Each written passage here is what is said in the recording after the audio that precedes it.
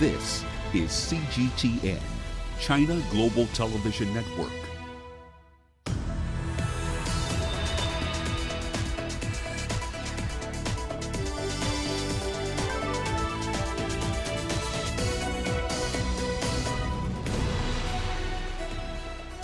Hello there, welcome to this edition of Global Business Africa. In the course of the hour, we'll run through the business news stories you need to know about from the continent and beyond. But first, to run through the markets, summarizing essentially what happened in the week. Nigerian equities having a week to forget, frankly. They shared just over 700 points, ending the week 1.66% lower. The top 14, the oil share, on the other hand, in South Africa, closed the week nearly 3 percentage points higher.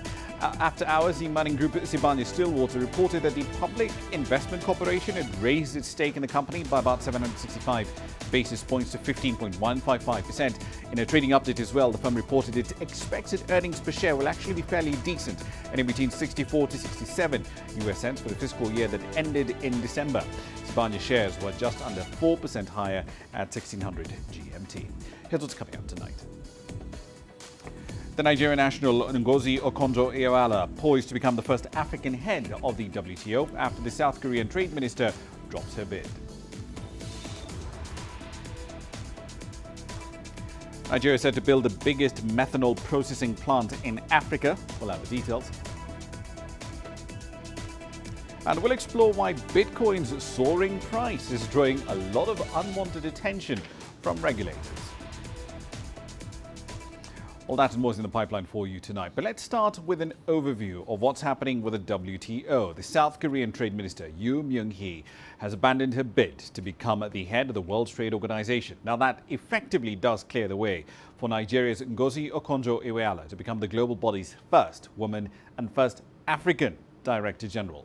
Yoo had consulted with the United States, her prime backer, and other major countries, and decided to drop her bid for the post. Now, the process to name a successor to Roberto Azevedo had been blocked, essentially deadlocked really, since October, when key WTO ambassadors tapped Okonjo-Iweala as a best pick to lead the organization. But the Trump administration maintained its opposition to her appointment.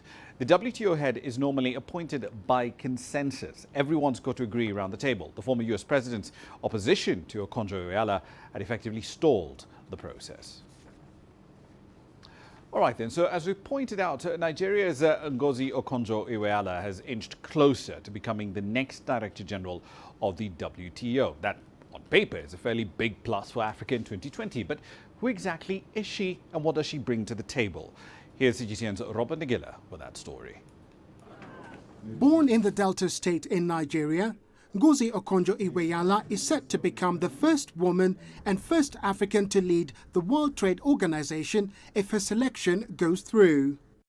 She studied economics at Harvard University before earning her PhD in Regional Economics and Development from the Massachusetts Institute of Technology.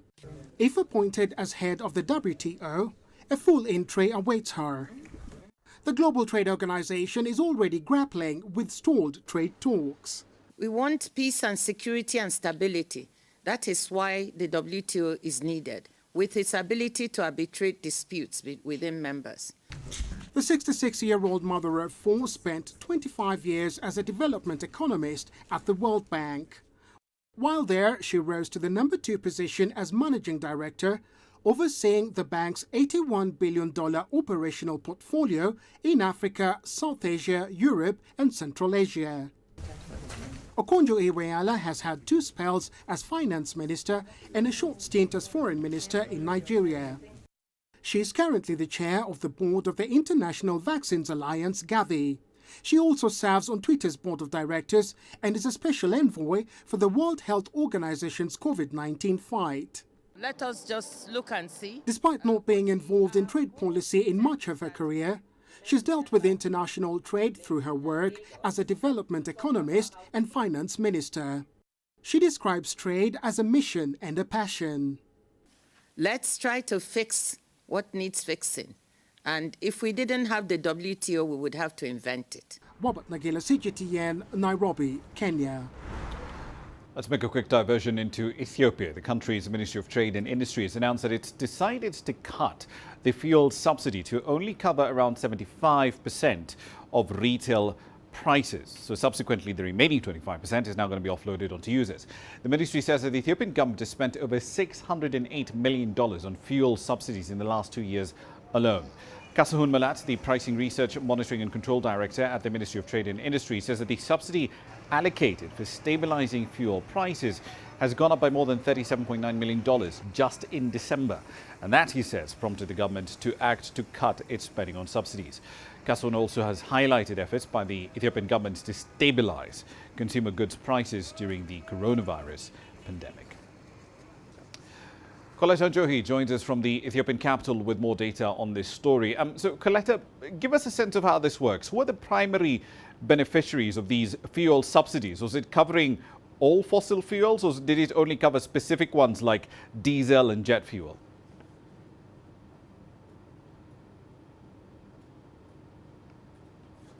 All right, unfortunately, we have lost that connection there to Coletta Njohi. But let's get back to our lead story with regard to the appointment, or rather the clearing of one of the final obstacles to the appointment of Ngozi Okonjo-Iweala to become essentially the head of the WTO. So what exactly does happen from this point moving forward? Let's examine that in some detail with Gabriel Mongonda. He's a political and economic analyst. He joins us now live from Dar es Salaam.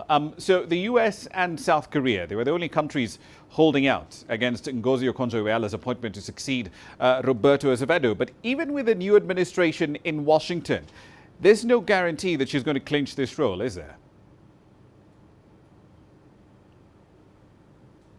Yes, there's no guarantee, but that question can be a yes or no, because if there'll be no guarantee, then that means the whole process will start once again from the scratch. So that one will take another time, and I don't think if member states will agree with that. And it's going to be very difficult for them to go from the beginning to finish this the whole procedure. So I don't see that happening. Rather, I see that the Biden authority and administration will appoint Madam Ngozi to that position, because there are some rumors that the Biden administration, some of the senior staff of that government, have started lobbying and trying to make sure that Biden and his trade team appoints Madam Ngozi.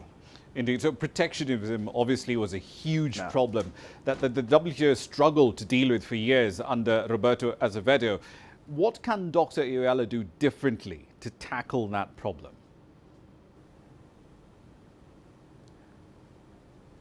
Actually, I think Dr. Ngozi, she can try to upgrade her diplomatic skills, because still most of these UN agencies have no, let's say, legal mandate to get into involvement into these member state countries and dictate terms on trade engagements. So they would rather try to engage in a very diplomatic way, trying to converse and amicably resolve all the disputes of trade whenever they arise in a very calm way. We have seen this has been a failure to the previous administration. We have seen America and China getting into these disputes without being resolved. As of now, most of them are not yet resolved. So the only solution that is there is for her to try to be very diplomatic, for her to be able to bring all these big nations on the table and make sure that they agree on mutual benefits in terms of engaging in this global trade.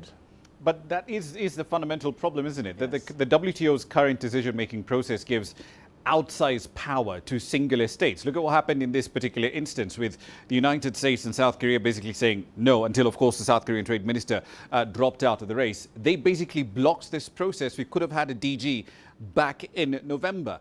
Isn't it time to junk this idea of making decisions by having everyone agree at the WTO?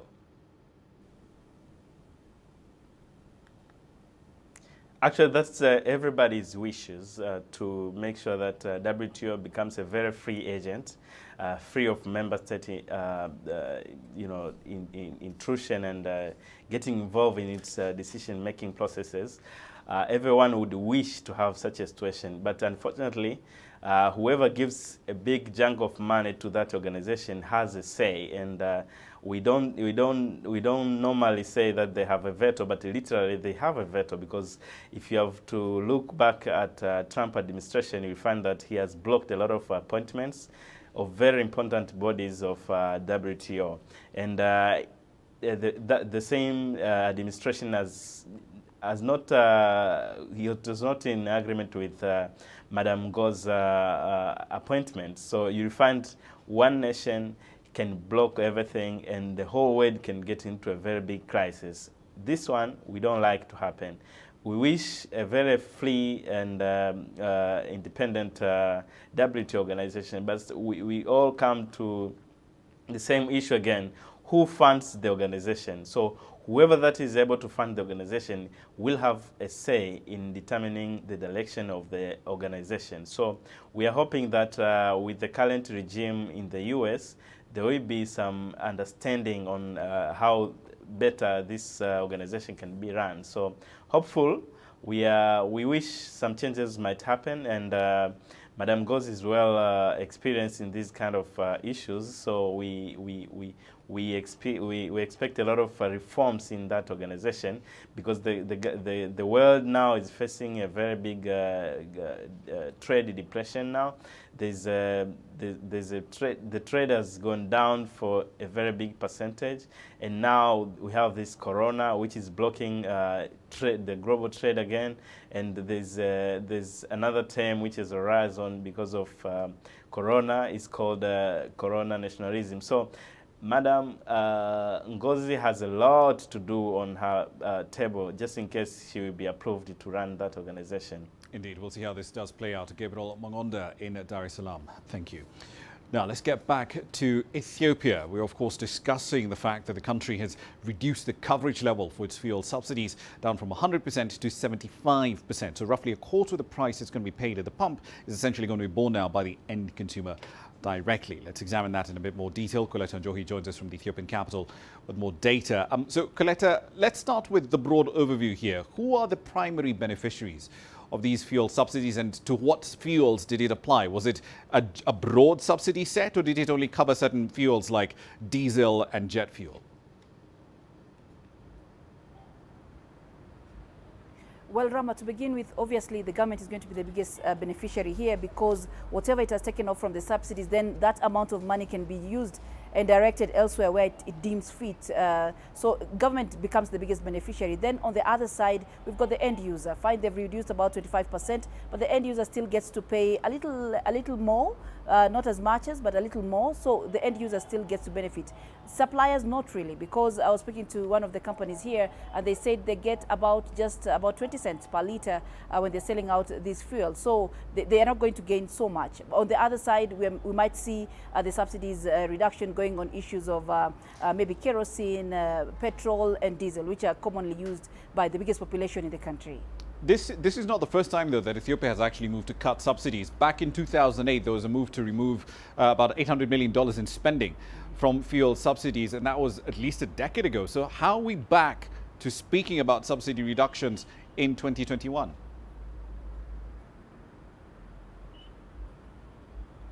Well, we know about during the whole span of time, then we had issues to do with the country was looking at boosting industrialization, the country was looking at controlling inflation, and on the other side, the country was also looking at supporting the common man, if we'd use those words, to be able to have a really decent way of life. So subsidies were very important. Now, as we stand now, then the government also has to rethink, because we've got other priorities. We've got issues to do with health.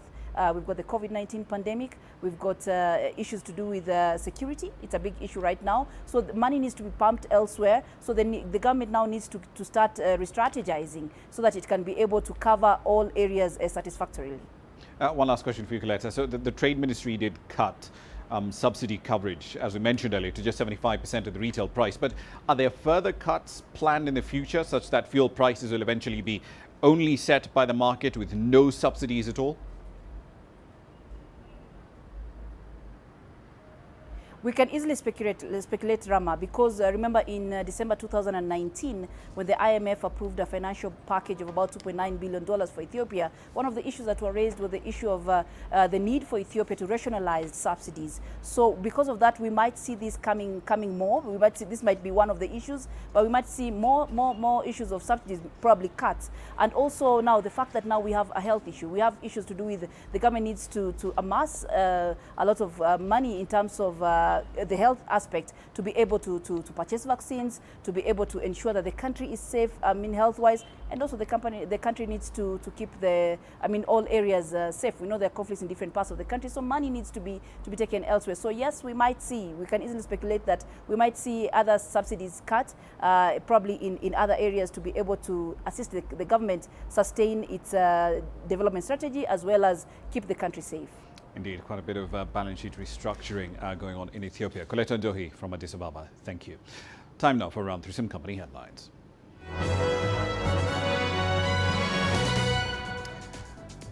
Let's start with Coca-Cola. The company is planning to sell roughly 30% of its South African bottling units to local non-white investors. This deal is estimated to be worth about $669 million. Now, the move is in line with an agreement with the local regulators. It also helps the US drinks firm to comply with the government's empowerment policies that look to redress the economic inequalities and injustices inflicted on a majority of the population by apartheid. Africa-focused mobile network operator Africell has secured a mobile operator's license in Angola. The firm joins 3 other operators there, Movicel, Unitel and Angola Telecom, already serving in the country. Africell is a holding company of telecommunications operations. It's headquartered in London. Its current portfolio spans across West, Central and East Africa. It currently provides services to about 12 or so million subscribers. The Nairobi Securities Exchange has successfully migrated to a broker solution that's powered by Safaricom. It's expected to boost trading volumes and activity levels at the bourse. The software-defined wide area network essentially allows businesses to connect public and hybrid cloud services to the enterprise network and secure home-based teleworking as well. This solution is being described as the go-to tech that allows easy digital transformation for capital markets. And finally, French Connection shares have gone up by over 60% after the struggling fashion chain said it had received takeover approaches from 2 groups. The retailer has posted losses for most years in the last decade, and it said talks are only at an early stage. One offer comes from Spotlight Brands, which owns Sweaty Betty, together with Gordon Brothers International, which recently bought Laura Ashley. The other bid is from Go Global Retail and HMJ International Services. That's a run through your company headlines.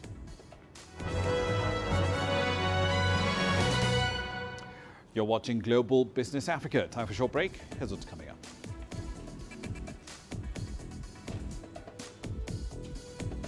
Nigeria is set to build the biggest methanol processing plant on the continent. We'll look at the details.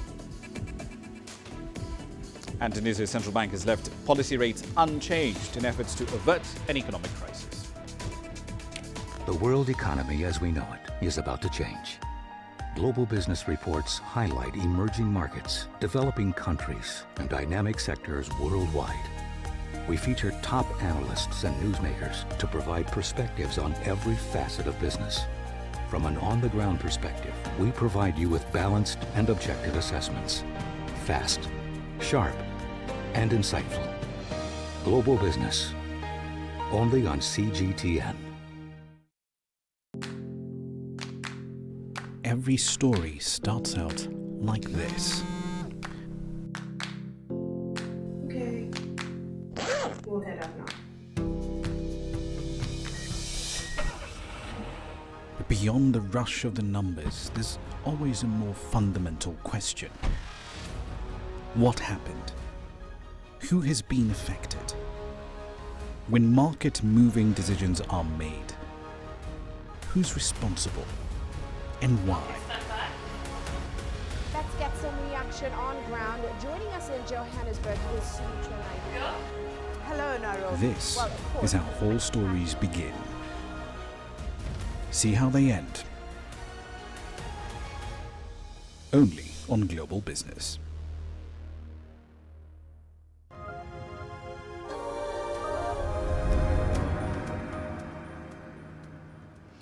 Welcome back to the program. The Nigerian National Petroleum Corporation and its partners have taken a final investment decision on the construction of the first ever methanol processing plant in Nigeria. On completion, it should be the largest of its kind on the continent. The project is expected to be fully operational by 2024.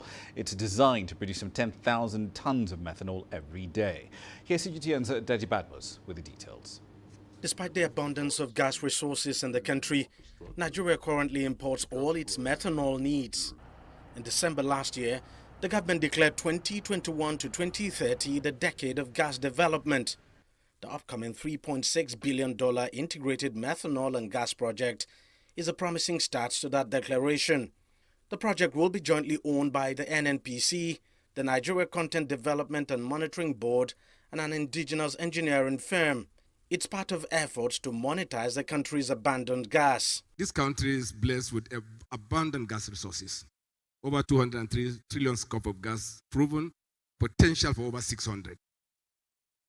And of course, as energy transition processes goes on, you have to monetize this gas as quickly as is possible. And that's what we are doing. It will create at least 30,000 jobs during the construction period and perhaps another 5,000 during the operations period of this job. So this is a very monumental project.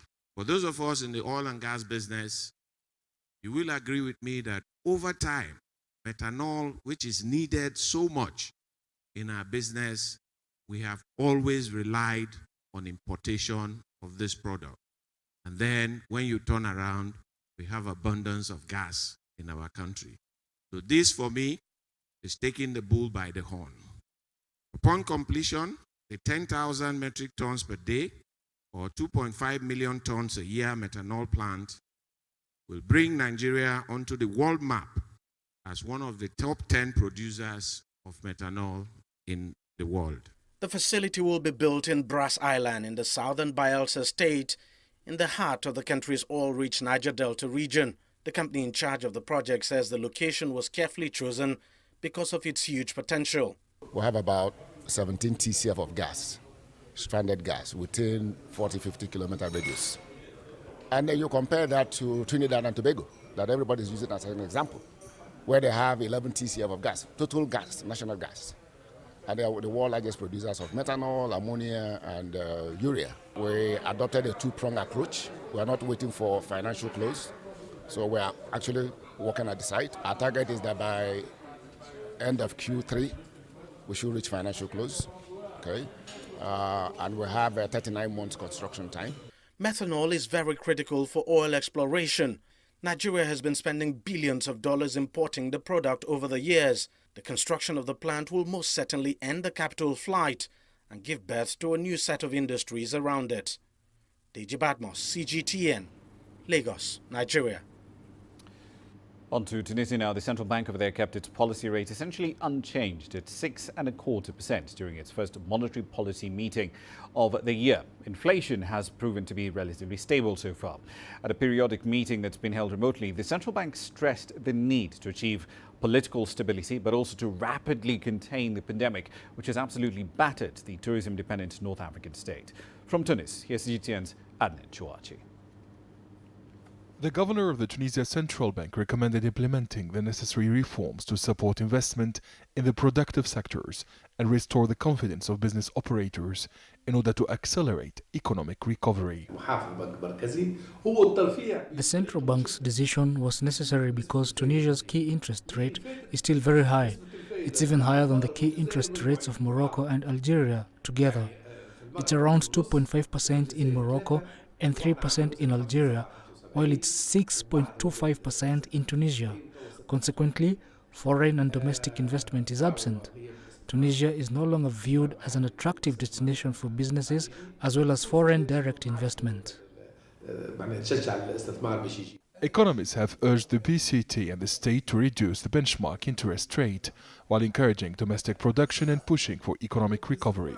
This follows the stability of inflation rate, which fell to 4.9% year-on-year in December 2020, against 6.1% recorded during the same period the previous year.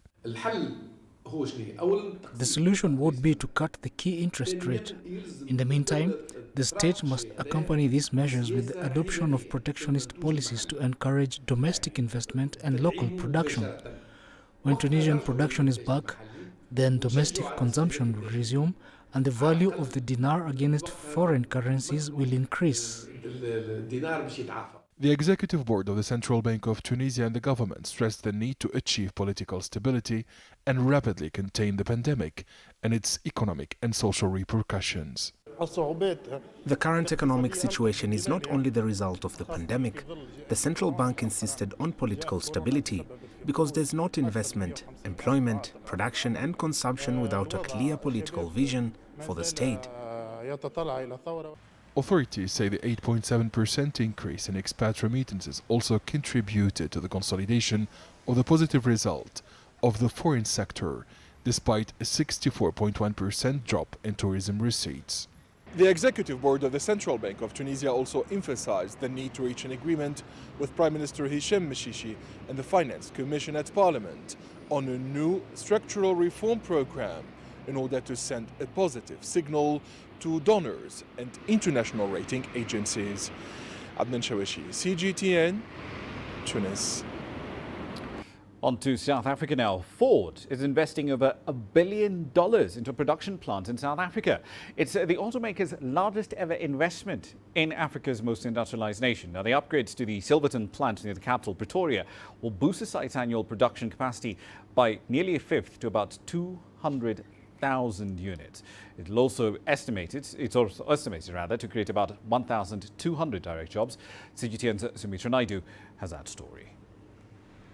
The Ford Motor Company has again committed to growing its footprint in South Africa. In 2019, the company completed facility upgrades worth $216 million. This week, Ford announced a further $1 billion investment to develop its Silverton plant in the Gauteng province of South Africa. Stability from a policy certainty perspective, and that's absolutely crucial. So when we look at the South African Automotive Master Plan for 2035, that's been a major building block in terms of allowing us also to talk to our principals and convince them that this is the right decision to make, and South Africa is a good destination. Over 11,000 direct and indirect jobs will be created, a much-needed boost for job creation as unemployment in South Africa currently sits at over 30%. Once the construction is complete, the Silverton plant will hold a capacity to build over 200,000 vehicles. It really comes in two phases. So direct jobs at Ford Motor Company, there's going to be 1,200 incremental jobs that we will create as a result of this investment. So that will take our workforce up to 5,500 people. And then in our supply base, we're anticipating that we'll add another 10,000 jobs into the supply base as well, which is a really big boost. And then there's a added benefit is that during the construction phase of not only the SEZ, but also on our Silverton facilities, as we transform our facility. Ford's new ranges will be sold locally and exported across Africa, Europe and the Middle East. Despite the challenges around COVID-19, the company is projecting growth. In the second half of last year, we definitely saw a rebound in activity, and we closed out the year with a very strong December result. And whilst we do see it's going to take a period of time for markets to recover, in talking to not only or going through our forecast on the South African market, but also talking to other customer markets outside of South Africa, we've seen the demand continue to be very strong. The new vehicle market suffered one of its worst slumps in 2020. Sales were down almost 30%. There has been a rebound since lockdown restrictions were eased, but some experts believe it will take some time before the market gets back to pre-COVID levels. Sumitra Naidu, CGTN, Johannesburg, South Africa. Now, farmers in South Sudan are urging the government there to provide both security but also technical support in order to boost the level of food production. The United Nations is pointing out that over 8 million people in the country will require food aid this year alone due to a combination of flooding, insecurity and, of course, the COVID-19 pandemic. CGTN's Patrick Oyet reports from Juba. Leon Daniel Soka owns a farm on the outskirts of South Sudan's capital, Juba. He employs 21 people at his farm. But he says security for his workers is a big challenge. Armed cattle keepers occasionally allow their animals to graze in the farm and harm anyone trying to chase them. Leon is urging the government to provide security and policies to protect farmers. Farming is the only way for us to transform our lives. It is through farming that we can be able to send our children to schools. It is through farming that we can be able to live in a good health, because our health depends on farming. 4.3 million South Sudanese people remained displaced according to the UN. 6 years of conflict means many farmers have not been able to cultivate. The Food and Agriculture Organization, or FAO, says 95% of South Sudan's population depends on farming. South Sudan's Agriculture Ministry says the country has 33 million hectares of arable land, but only 4% is currently cultivated. We in the Ministry of Agriculture, alongside our partners in the economic cluster, are doing all that we can to ensure that in the near future, agriculture and other related activities contribute immensely to the economic growth and development of this country. The Agriculture Ministry is urging for support from international donors, and the African Development Bank has earmarked $14 million to support agriculture in South Sudan. Agriculture is the cornerstone of this country's economy. It is important for employment, for incomes, and for economic diversification. Farmers like Leon are urging the donors to provide machinery like tractors and combine harvesters so that they can move away from subsistence to commercial agriculture. Patrick Oyet, CGTN, Juba, South Sudan. Now, on to soft commodities. Uganda's coffee export volumes rose by 22% last year compared to the year before, and that's despite the impact of the pandemic on the global coffee market. The latest data from Uganda's Coffee Development Authority shows that volume of exports went up by 43% if you expand the range of which you're comparing to, from 3.5 million bags exported in the 2015-2016 fiscal year to just over 5.1 million bags of coffee in the 2019-2020 fiscal year. Now, this is the highest volume of coffee that Uganda has exported in the last 30 years. According to the regulator, the improved performance has been attributed to a combination of different things, but key among them, newly planted coffee trees and pretty favorable weather. Europe, of course, is a main destination for Uganda's coffee. 63% of exports head over there. Italy is the top destination for Uganda's coffee exports, followed by Germany, Sudan, Belgium and India.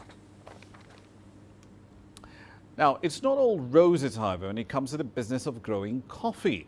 Let's explore what effect climate change, for one, is having on coffee production within the East African region. Gladys Musomtai is part of the 2019-2020 class of New Einstein Fellows. She joins us now live on the program. Gladys, good to have you on the program tonight. Walk us through what we know about how changes in temperature and rainfall will essentially affect coffee output among the key producers in East Africa, Uganda, Tanzania, Kenya and Ethiopia. Thank you so much for having me today. Well, I have been working on coffee for the past 4 years as my PhD work, and I've been looking on impact of the landscape setup and landscape ecology for that matter, and how the different way we're using our landscape are influencing pest and disease for that matter. But beyond that is that coffee is of course the main focus of my research, and coffee is a very climate sensitive crop. You know, it grows within specific zones and temperature ranges that anything beyond that or below that will affect the coffee production. For instance, Arabica coffee, which is a dominant variety that we're growing here in most of the East African countries, is that it is very specific to temperature. And for instance, it grows between 18 degrees to 23 degrees. Anything beyond 23 degrees, you would find that it will affect the production of, the berries. And for most part, it will either quicken the ripening of the berries, and for that matter, it will reduce the cup quality. such that when we go on an international market, we're not able to get a very good market for that. For sometimes it will also cause, the leaves to shed, and of course that has an impact in terms of photosynthesis that the plant need. And if the temperatures go below that, it will cause, stunted growth, and we might not even have anything to see at the end. So on the other side, in terms of rainfall, for instance, also it is very specific to rainfall and even rainfall pattern.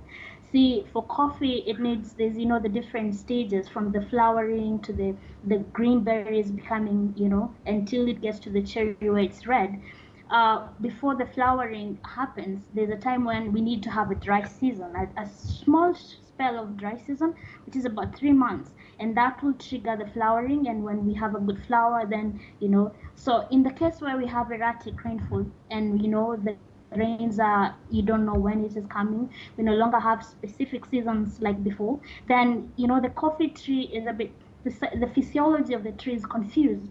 So when it's supposed to be having a dry spell, it's raining. So when you have, for instance, heavy rainfall throughout the year, then we might be having crops, coming in up there, and that reduces the amount the farmer can get at the end of the day. So it does sound fairly dismal when we're talking about all the erratic changes in weather. I mean, to some extent, I'm sure the people who are watching this right now, they're asking, is there even a future for coffee production in East Africa in the next 10 or 20 years? Well, with the climate change and everything that right now we're all facing, it is about, you can say it looks a bit gloomy because we don't know how far this, the climate is going. But, farmers have to find ways around it on how to mitigate themselves from this. And as we see a lot of projections from, IPCC showing us, we're expecting, temperatures to rise. So far by now, I think we are about at 0.98% global mean temperature rise. And even by that fact alone, we have seen, a lot of impact has happened. The range now for where coffee used to be suitable, we're finding it moving up the, elevation to a warmer side. And so you see now there's this competition between the different crop types now for tea, because for most, you will find tea has on the higher elevation, and then followed by coffee as you go to the maize and so forth. So right now we will see a lot of farmers will move up, and tea will even encroach more to the forest and so forth. So of course, farmers will tend to do whatever they have to do to get what food they have and put a food on the table, and that might mean they might have to encroach forests so that they get a better suitable condition for that.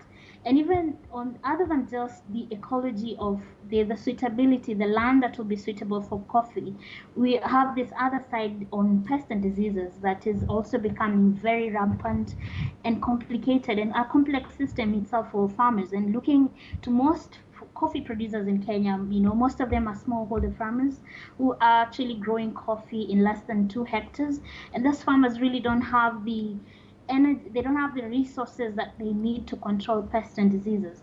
So with the climate change, we also expect that the different pests will be more, will have more proliferation. The cycle that is needed for pests to move from one stage to the other with favorable conditions, that means their life cycle will go fast. Right. And so, of course, farmers have this other nightmare that they have to work around, which is the pests and diseases that is becoming a threat to them as well. All right, so let's tie this together then. So rainfall patterns are changing, temperatures are going up, and as you pointed out, based on also the data you're seeing in your research, we're also seeing an increasing threat coming through from pests. But a lot of the coffee we produce in this part of the world is grown by smallholder farmers. What do we need to do to support them to make sure that they have a viable crop, at least over the next 10, 20 years? We really have to think just beyond, just getting your product out of the farm, because for now, as part of my work specifically, I'm looking at the landscape ecology, and this is basically how, the setup of the landscape. What do we composition, forest, and how far is your coffee plot to a forest, and farmers, coffee is grown majorly around 3 systems. So we have farmers who grow coffee alone, like open field. There's nothing in between there, and you finally mostly in large estate as well, where you just have one space of coffee that is only the same thing. Then we have farmers who are adopting now the climate smart, which is a coffee agroforest system.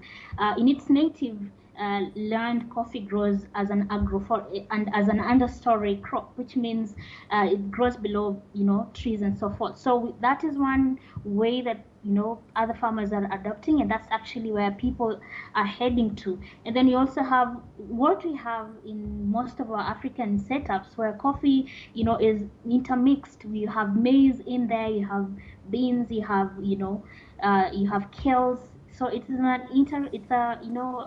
intercropped system, and with that, of course, comes with all this side effect, especially in an intercrop system where we have competition. You want to apply a fertilizer for coffee, but then you have maize, so the yields will tend to go lower as compared to somebody who's really focusing extensively on coffee alone. But then this system gives us an opportunity really to want to understand this farming systems, and of course whatever we do on our land has a ripple effect at a contiguous landscape.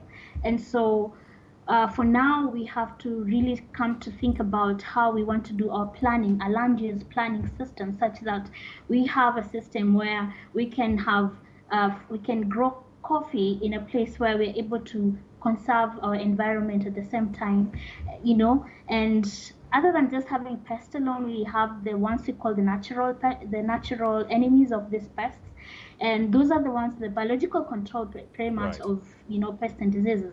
And you see now, the more we clear our land and do away with the natural vegetations, the more we do away with the natural pest, which could have helped us. So we really have to think around those places, and this would mean not just the farmers alone, but we need the government to come in and help us in how do we plan our landscape in this case to get the best out of it, where we can get good product, and at the same time we're having other ecosystem services that would be beneficial to us. Right, we'll leave it there for the time being. Gladys Musomtai, thank you very much for your input on the program. Looking forward to reading your thesis once it's done. Time now for a short break on the program. Here's what's coming up next.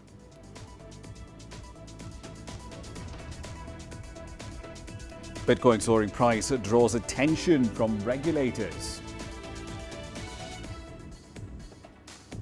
And pandemic restrictions have crippled the entertainment business in the United Kingdom. The details coming up shortly.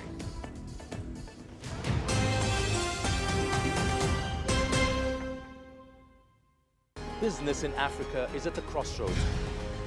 We celebrate those who are adopting and thriving despite the challenges, from grassroots to big businesses. Global Business takes you along for the ride as we track the making of a giant. Only on CGTN.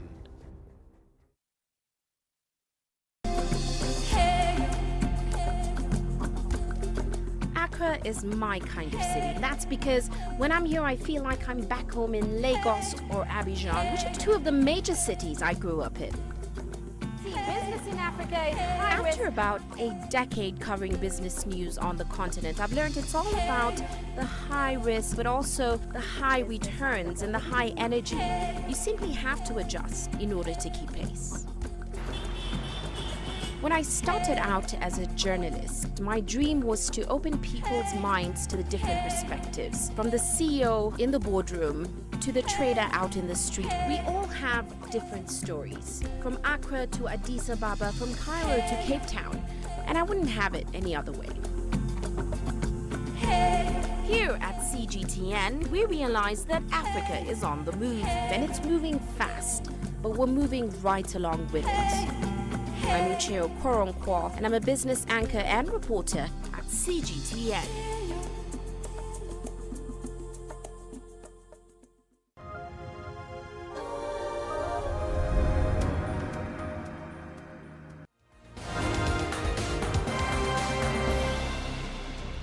Welcome back. These are some of the stories making your headlines at this hour. Let's start in North Africa, where representatives of Libya's different factions in Geneva have selected a 4-leader council to steer the country through to coming elections. The UN mediated process, the 74 delegates from Libya chose Abdul Hamid Mohamed Deba as the powerful businessman favoured by Western tribes to become the Prime Minister. On the other hand, Mohamed Yunus Menfi, a diplomat with great backing from eastern Libya, will oversee the 3-person presidential council. The US President Joe Biden has banned any non-US citizens who have recently been to South Africa from coming into the country. The move aims to curb the spread of a new variant of COVID-19. On Monday, he also imposed a re-entry ban on nearly all non-US travelers who've been to Brazil, the United Kingdom, Ireland and 26 other countries in Europe that allow travel across open borders. And South Korea's Trade Minister Yoo Myung-hee has abandoned her bid to become the head of the World Trade Organization. On paper, that clears a way for Nigeria's Ngozi Okonjo-Iweala to become the global body's first woman and first African Director General. Yoo had consulted the United States as a prime backer and other major countries and decided to end her campaign. That's a run through your headlines.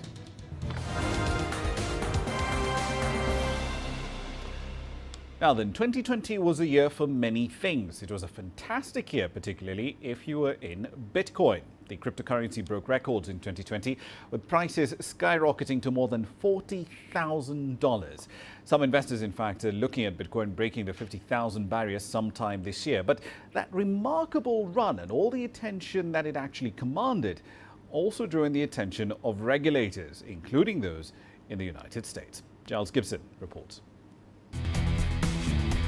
This is Crypto Wendy O, whose YouTube show dives into all the latest news on Bitcoin and other cryptocurrencies. In 2020, Bitcoin investors like her watched as prices climbed higher and higher. She says the economic fallout from the coronavirus pandemic made people think twice about their traditional investments. Bitcoin is essentially the most peaceful protest you can have. You could just opt out and buy Bitcoin. Take your money out of your savings accounts, buy Bitcoin. You leave money in a savings account, you have money deposited in a bank, and those bankers, they will give you 0.01% back interest. Investing in Bitcoin, though, also comes with risk. The value of one Bitcoin soared to almost $20,000 at the end of 2017, before losing more than half its value in 2018. This year has also seen prices falling so far, and Bitcoin is attracting more and more attention from US regulators. New Treasury Secretary Janet Yellen has a mixed record when it comes to cryptocurrencies. During her Senate confirmation hearing, Yellen expressed concern about cryptocurrencies being used to finance terrorism. But in her previous role as chair of the Federal Reserve, she once said that the crypto space shouldn't be over-regulated. If cryptocurrencies are in the new administration's crosshairs, there's no consensus about how to actually regulate them. You cannot regulate Bitcoin because Bitcoin is software.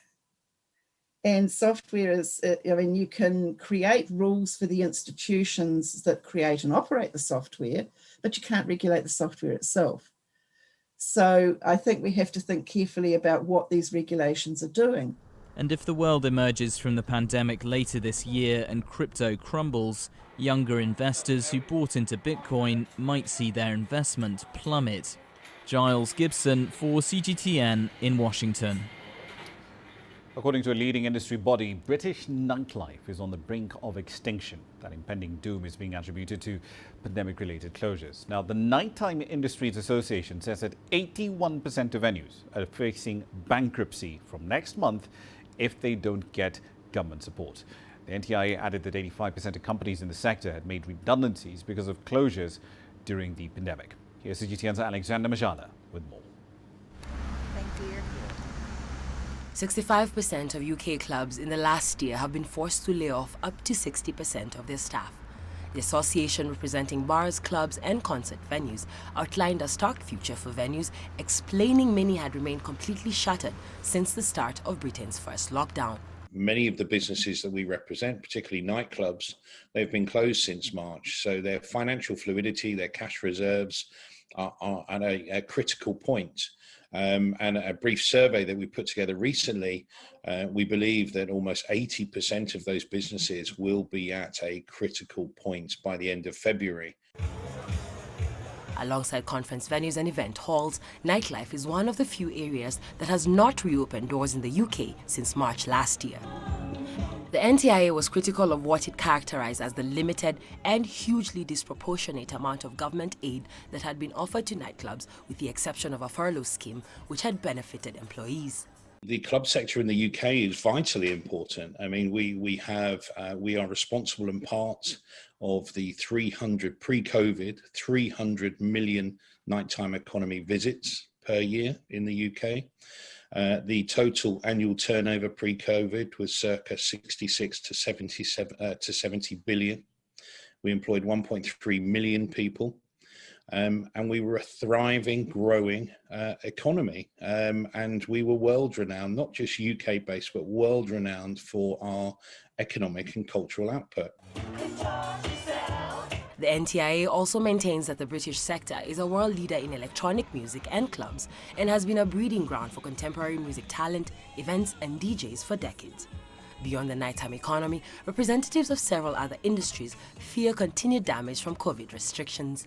The Federation of Small Businesses estimates that at least 250,000 SMEs risk bankruptcy without further help. Finance Minister Rishi Sunak is preparing a long-awaited budget for March 3rd, and it's expected to detail government plans to stimulate the economy after the damage inflicted by the public health crisis. Alexandria Majala for CGTN. Let's go into the world of tech. Shares of the Chinese short video company Kuaishou rose by nearly 200% at the open on its debut in the market in Hong Kong. The tech firm raised over $5 billion from its listing.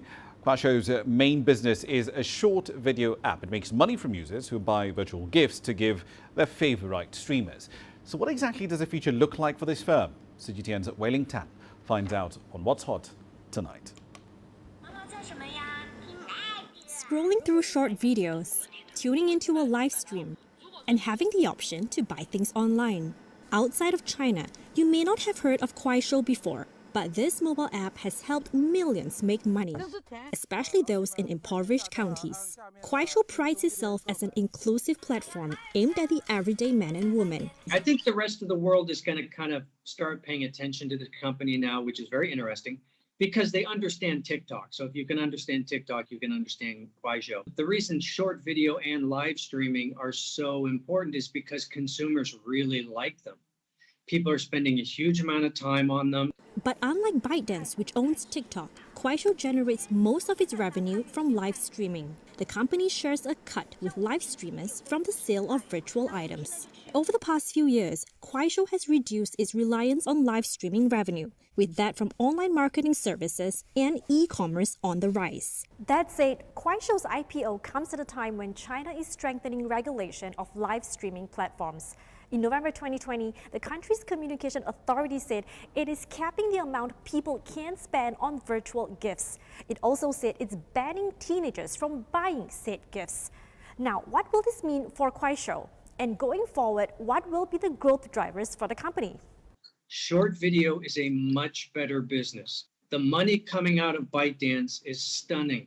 You know, this year, probably $35 billion in ad revenue. So you clearly, Kuaishou wants to get from live streaming on gifting. They want to get to short video and monetize by ads. Live streaming with gifting, it's probably the least compelling of the businesses. But is the Chinese market big enough for its few main players?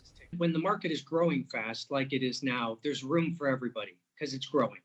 When it slows down, then we often see some people fall away. So is short video in China going to be a one-player market, or is it going to be a two-player market? If they weren't paired with WeChat, I would be more dubious. Still, the fight for consumers' attention is real. And right now, people like short video and live streaming. But 5 years ago, they didn't. Who knows what Chinese consumers will be watching 3 years from now? But it's a tough business to keep people's attention.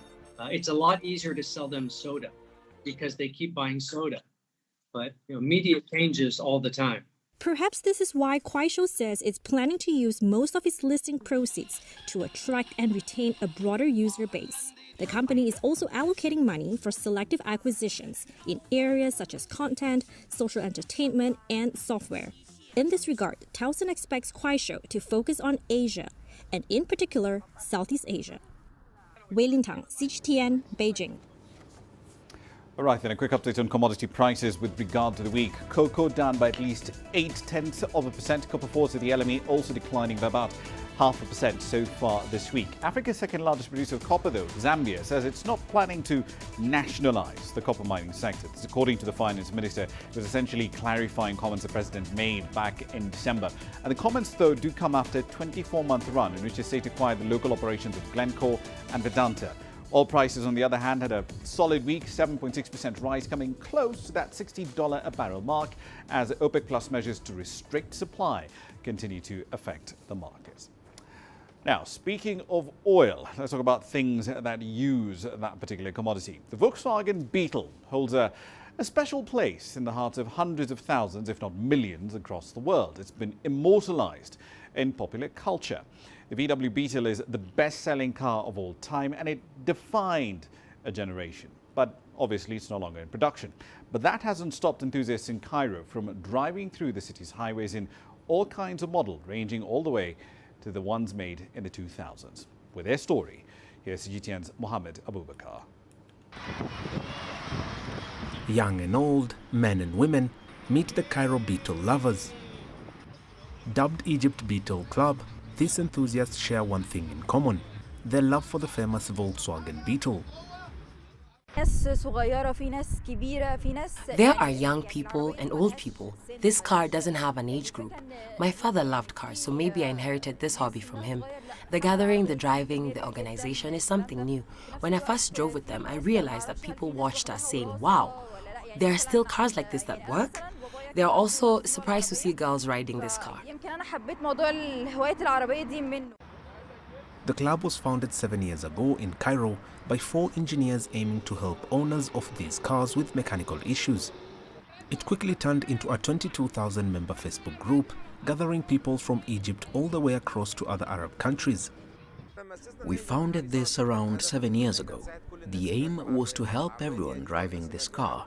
This is an old car and owners struggle to fix it and things like that. So the primary purpose is to help all those driving it. God willing, this will develop and we will be able to make it official. Something we can enter the Guinness World Record with, and many other things we can participate in. There is development in the club, and hopefully we will achieve more in the coming period. Originally rolling off production lines in 1938, the Bug, as it's fondly known among enthusiasts, was the car of the 1960s. Volkswagen Beetle is the longest-running and most manufactured single-platform car ever made.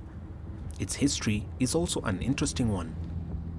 The car dates back to Nazi Germany, when it was commissioned in the 1930s by Adolf Hitler as the People's Car. After 80 years, however, the long and winding road came to an end for the Beetle in 2019 when Volkswagen discontinued the production of the iconic vehicle.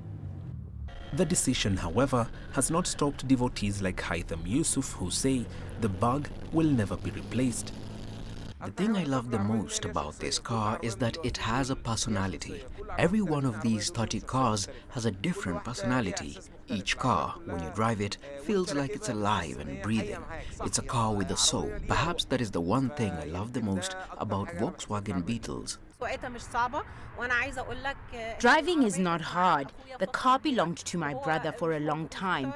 I've stopped driving my automatic car and only drive this one. I go to work with it, I want to drive it, I want to wake up in the morning just so I can drive it.